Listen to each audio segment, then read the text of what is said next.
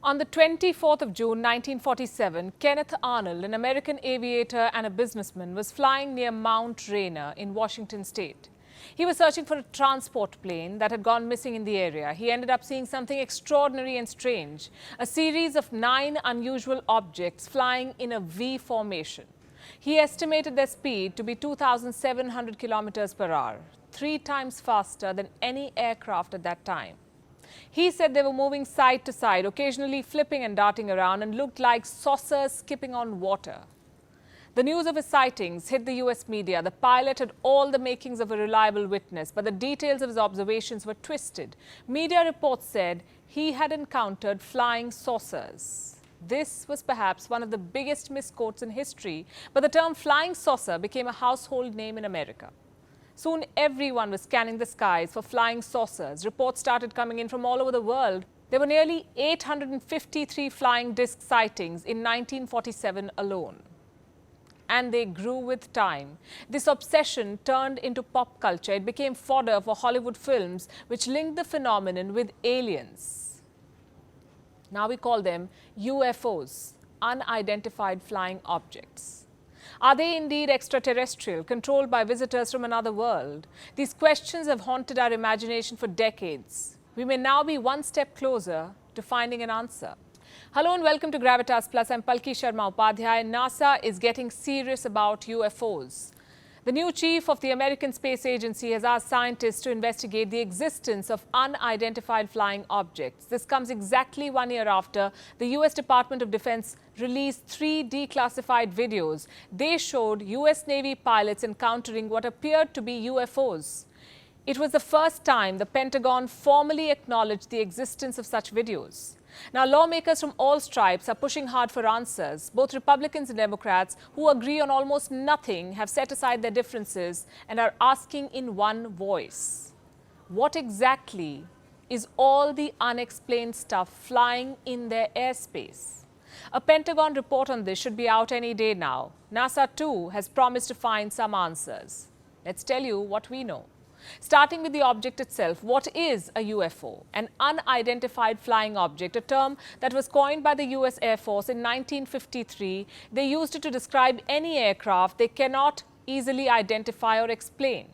Now, this term is fairly new, but the concept dates back millennia.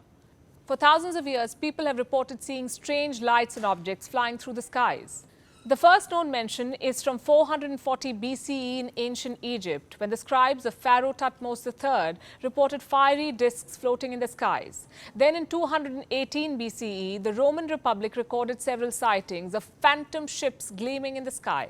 In Christianity, there's a painting depicting the crucifixion of Jesus Christ, which shows 2 UFOs at the top corners. Neither of the pilots have a halo around them, which discards the possibility of them being divine beings. And in India, the earliest reference goes back to 10,000-year-old rock paintings found in the Bastar region of Chhattisgarh. Archaeologists say these paintings depict UFOs like those shown in films. Now, these references and paintings are proof that UFOs have fascinated mankind since ancient times.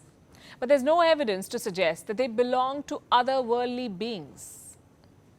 It's just a paradigm that some of us have willfully embraced. And when I say some of us, I mean Hollywood. It has always loved aliens because there's money in aliens. Silver screen saucers make for good content. They sell tickets. Even more when they're placed in real-life contexts. In the 1950s, films like The Day the Earth Stood Still and Invasion of the Body Snatchers channeled the Cold War paranoia. Today, movies like Men in Black, Independence Day, and The Avengers are used to depict the scourge of global terrorism.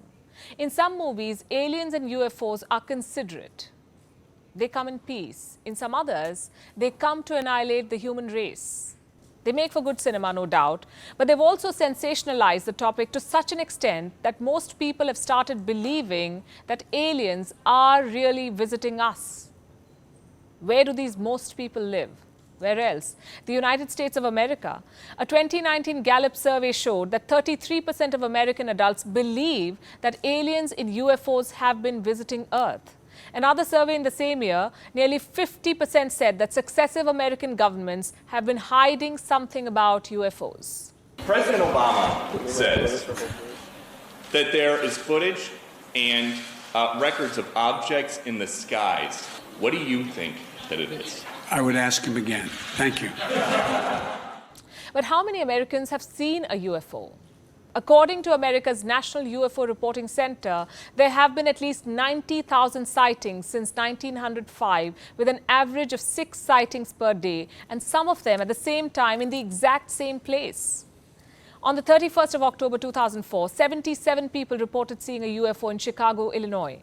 September 19, 2009, 75 people reported seeing a UFO in Burlington, New Jersey. Interestingly, most of these sightings happened on weekends, and at a time when most people were believed to be drunk.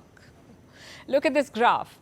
It depicts all UFO sightings between 2000 and 2014. Most of them happened during drinking hours. Now, we're not suggesting that everybody was drunk, but the timing and the rate of alcohol consumption, the states they were reported in, is often used to reject the claims.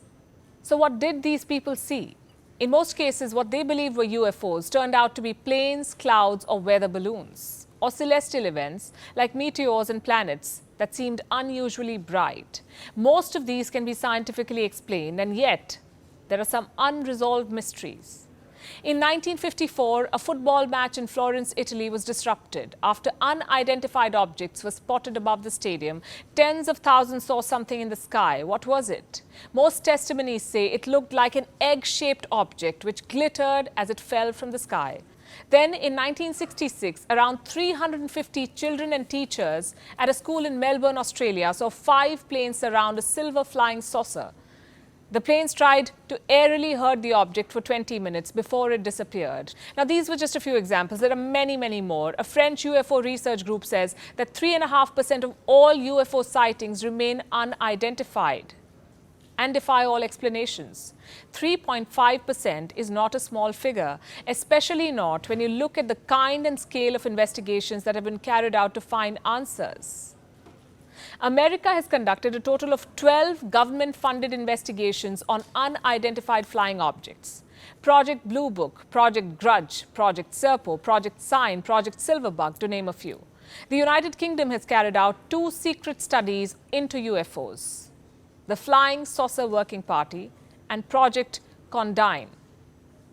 The Soviet Union had dedicated an organization to investigate UFO sightings, Institute 22. It functioned for a total of 13 years. Now, besides the fact that they all got suspended, what's common between all these probes is that all of them concluded that UFOs do exist. And there is no evidence to suggest that they're hostile.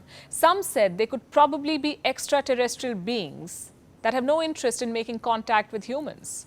Some others said that they were made by humans who had learned how to manipulate the laws of physics and are yet to reveal their intentions.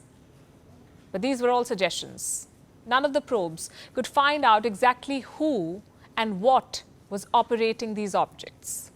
Now, here's the thing. The universe, as we know, is unfathomable. It stretches some 93 billion light years. It has 2 trillion galaxies, each shining with millions of stars and dotted with more planets than you could count. Given all of this, it seems unlikely that we are alone. Yet we found nothing to suggest otherwise. Scientists, real scientists, have spent a lifetime searching for signs of other civilizations. Some concede that we've got the cosmos to ourselves. Some highly doubt that's the case. But none of them have said that aliens are visiting us in UFOs, and even if they were, they won't be so considerate to just pass by stadiums and rooftops on weekends. But then again, good science takes time, and the human desire for scientific advancement is insatiable. Just this month, a group of international scientists in Seoul discovered links between galaxies, hidden bridges that are made up of dark matter. They've even built a map to understand how these bridges work. Once they figure out how to navigate this map, perhaps we'll be able to see if any UFOs are passing through. Until then, read The Hitchhiker's Guide to the Galaxy, fabulous book, the funniest piece of science fiction ever. And let's just assume that aliens are benevolent beings, perhaps already living among humans, trying to play peekaboo with their UFOs.